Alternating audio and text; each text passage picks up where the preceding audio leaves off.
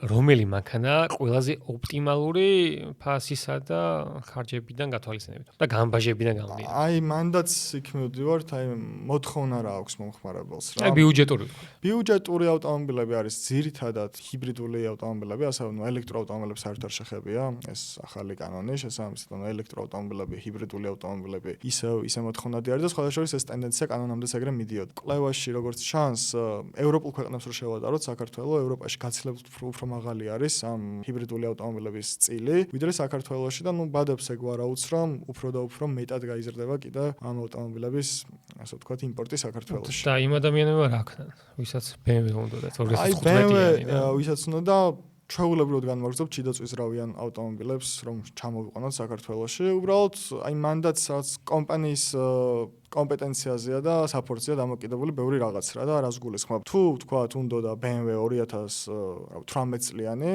უნდა შეთავაზოს კომპანიამ ისეთი რაღაც გადახდის ისეთი მოქნილი პირობა, რომ შეძლოს ამ ადამიანმა შეიძინოს 2020 წლიანი ავტომობილი რა და ესეთი ძალიან ხშირი ფაქტი არის და ვყიდულობთ მაინც შიდაწვიზრავიან ავტომობილებს ჩვეულებრივად.